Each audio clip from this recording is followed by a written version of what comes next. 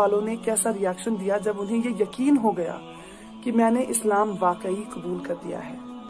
जैसा कि मैंने आपको पहले वीडियो में बताया कि अक्टूबर मंथ में मैंने अपने पापा को SMS के थ्रू बता दिया था कि मैं इस्लाम कबूल कर चुकी हूँ। पहले मेरे पापा ने ये एक्सेप्ट नहीं किया, मेरे फादर साहब ने ये माना ही नहीं। उनको लगा शायद ये इन्फ्लुएंस है, असर थोड़ा बहुत होता है, जो आप रेगुलरली जो आप देखते हैं सुनते हैं, जिस माहौल में रहते हैं थोड़ा सा असर हो जाता है, तो शायद ये वो असर हुआ है इस पे। लेकिन मैं अपने डैड को सीधे बोलती रही, पापा मुझे किसी चीज का असर वसर नहीं हुआ है, मैं इन्फ्लुएंस में नहीं हूँ, मैं सच में इस्लाम कबूल कर चुकी हूँ और मैं इस्लाम नहीं छोड़ूंगी। अब मेरे पापा मुझे समझाने लगे कि बेटा, मैं हर दिन की इज्जत करता हूँ, हर दिन बहुत खूबसूरत है और इस्लाम बेहद खूबसूरत रिलीजन है, लेकिन आप अपना धर्म छोड़कर किसी और धर्म को अपना लें, ये सही नहीं है। आप अच्छी बातें उठाएं